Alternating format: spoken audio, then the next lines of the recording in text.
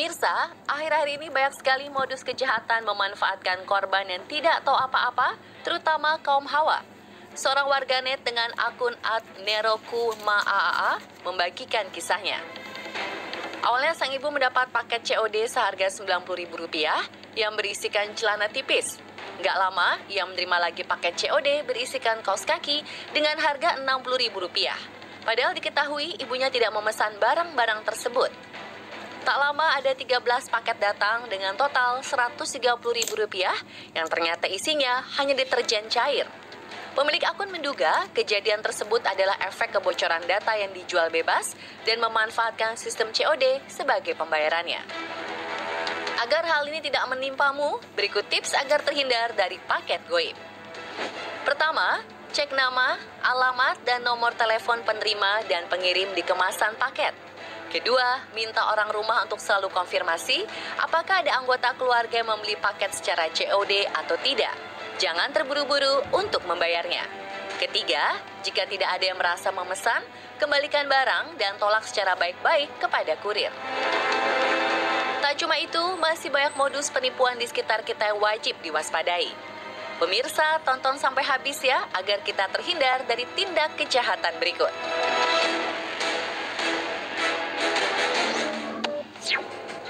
Modus penipuan tertinggal bis minta ongkos pulang. Pemirsa, modus penipuan pertama berikut memanfaatkan kesedihan untuk mendapatkan belas kasihan. Seorang warganet bernama Dewi mengunggah video seorang pria tiba-tiba muncul di depan rumahnya saat hujan. Karena takut, ia memanggil sang adik untuk membantunya. Pria itu mengaku berasal dari Jakarta, piknik ke Surabaya, dan tertinggal bis di terminal. Padahal, bis pariwisata tidak ada yang masuk ke dalam terminal. Awalnya, pria tersebut minta untuk dihubungkan dengan keluarganya, namun mendadak pingsan. Dibantu beberapa orang, pria itu kemudian dipakaikan baju kering dan diberi makanan. Namun anehnya, saat Dewi bilang akan menghubungi polisi, pria tersebut menolak dan justru buru-buru pergi waktu polisi datang. Polisi yang datang mengenali pria tersebut karena sebelumnya ia pingsan di depan masjid dan sudah diberi makanan. Namun pada Dewi, pria itu mengaku belum makan selama 3 hari. Ketika ia mengunggah cerita ke media sosial dengan maksud ada keluarga yang mengenali, justru para warganet memberi komentar bahwa itu merupakan modus penipuan. Beberapa orang pernah melihat dari kota-kota lain dengan modus yang sama untuk meminta uang. Pemirsa, agar Anda terhindar dari modus penipuan seperti ini, selalu ingat pesan berikut ya. Pertama, jika Anda seorang diri di rumah, usahakan jangan biarkan orang asing masuk ke dalam rumah. Lebih baik minta bantuan tetangga sekitar. Kemudian, segera panggil petugas keamanan atau hubungi kantor polisi terdekat untuk mendapat bantuan.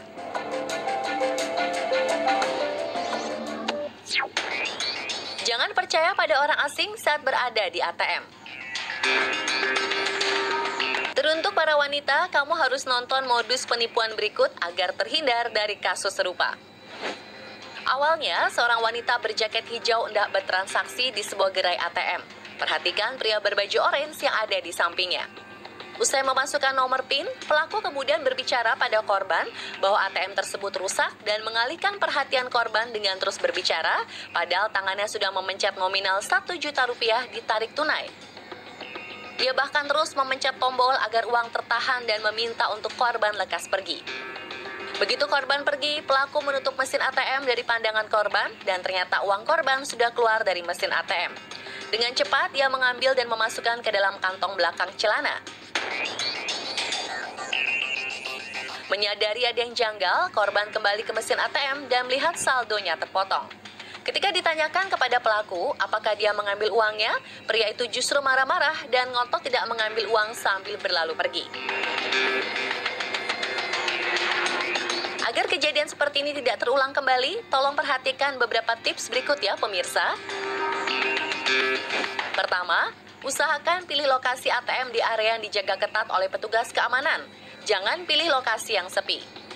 Kedua, jika ragu pergi sendiri, minta ditemani oleh orang kepercayaan ke lokasi ATM. Ketiga, jangan pernah percaya dengan orang asing. Segera pergi jika melihat orang yang mencurigakan. Keempat, sebelum bertransaksi, pastikan tidak ada benda mencurigakan, seperti alat pengganjal di mulut mesin kartu dan tempat uang tunai keluar. Kelima, simpan nomor asli call center di ponsel Anda. Karena pada beberapa kasus, penipu menempelkan nomor call center palsu di mesin ATM. Yuk kita lebih cerdas, jangan beri kesempatan pelaku kejahatan mengelabui kita.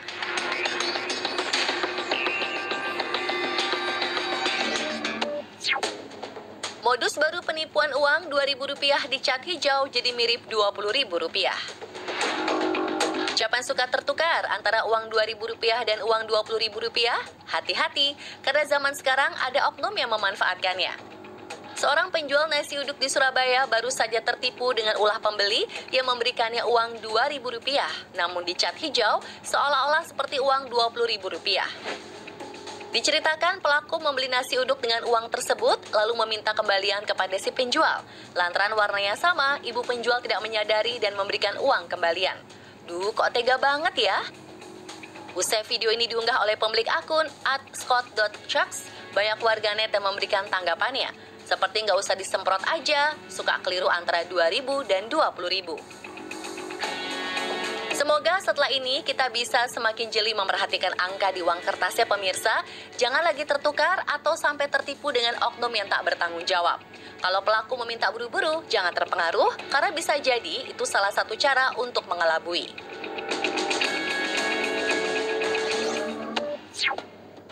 Hati-hati berbelanja barang elektronik di online shop.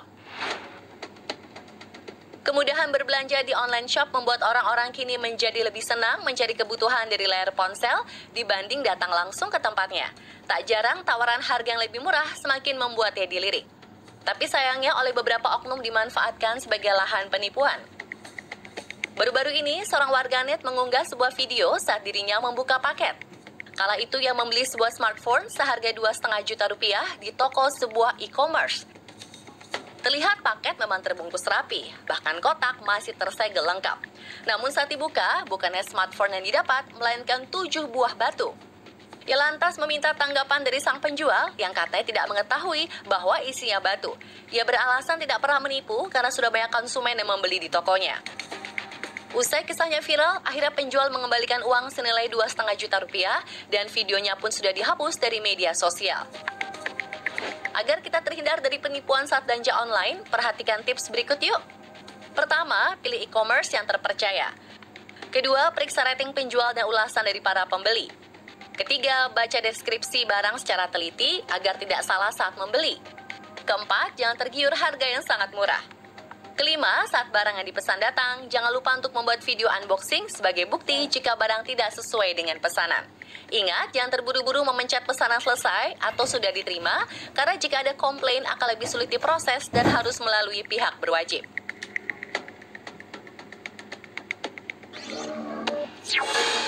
Hati-hati modus penipuan test drive saat jual beli kendaraan. Kasus penipuan berikut bisa jadi pelajaran bagi para pemirsa on the spot yang hendak menjual kendaraannya.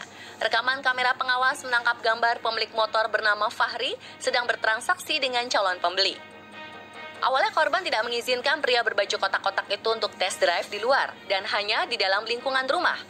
Namun karena pelaku berdalih akan meninggalkan temannya di sana, korban akhirnya percaya dan memberikan motornya dicoba ke pinggir jalan.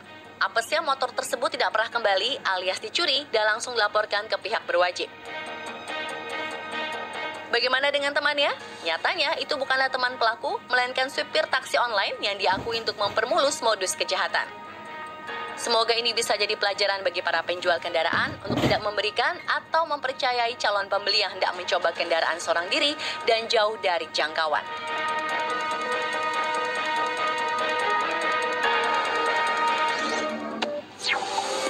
Waspada, ini modus penipuan pura-pura ponsel dijamret. Jangan tertipu. Pemirsa, jika melihat kejadian seperti di video berikut, ingat untuk selalu berpikiran tenang. Jangan mudah terprovokasi. Terlihat dalam video, seorang pria berjaket hitam dikejar-kejar pria berkaos putih dengan teriakan minta ponselnya dikembalikan. Pria berjaket hitam itu terus menghindar dan tidak mau memberikan ponsel miliknya hingga menimbulkan keributan di pinggir jalan. Beruntung orang-orang di sana tidak langsung menghakimi dan berusaha untuk menenangkan kedua belah pihak. Ini kenapa, Pak? Saya tuh pengen cari. Coba buktiin dulu, Pak. Buktiin dulu. Tunggu. Buktiin dulu. Pelaku pria berkaos putih berdalih ponselnya dijamret dan menuding bapak berjaket hitam yang telah mengambilnya. Untung saja segera ada satpam yang meminta pembuktian. Setelah dibuktikan, ponsel tersebut memang milik bapak berjaket hitam. Pelaku lantas berdalih ponselnya mirip lalu meminta maaf. Para warganet pun geram dengan aksi penipuan pelaku, bahkan minta untuk dibawa kasusnya ke kantor polisi karena sudah mengancam nyawa. Pemirsa, dari kejadian tersebut kita bisa mengambil pelajaran, yakni jangan lupa untuk selalu memberikan password atau kata sandi pada ponsel. Dan jangan mudah terprovokasi oleh orang lain di jalan raya. Ingat, jangan pernah main hakim sendiri. Oke, bulan puasa nggak boleh. Modus penipuan bertemu Ivan Gunawan. Pokoknya lu pokoknya tanggung jawab. Lu Siti yang bawa Siti, pokoknya lu tanggung jawab. Di media sosial viral video sebuah keluarga mengaku tertipu oleh oknum mengatasnamakan artis ternama Ivan Gunawan. Menurut cerita korban, mereka dijanjikan akan bertemu dengan Ivan Gunawan dan didandanin, serta diberikan hadiah oleh sang mega bintang. Entah dihipnotis atau bagaimana, korban lantas memberikan 5 buah emas senilai 40 juta, sebuah ponsel, dan uang tunai 2 juta rupiah. Tak lama Ivan Gunawan memberikan klarifikasi bahwa dirinya tidak pernah mengadakan undian berhadiah ataupun kuis dengan janji bertemu dengannya, apalagi dipungut biaya. Jadi bisa dipastikan itu semua adalah modus penipuan. Jadi saya mau kasih tahu buat teman-teman semuanya, saya tidak pernah menyelenggarakan event apapun atau meet and greet sekalipun untuk ketemu saya dengan berbayar. Semoga ini bisa jadi pembelajaran ya pemirsa. Jangan pernah percaya dengan orang asing, terutama yang mengaku-ngaku bisa bertemu artis ternama dengan sejumlah biaya. Bawa nama Ivan Gunawan kita ketipu puluhan juta.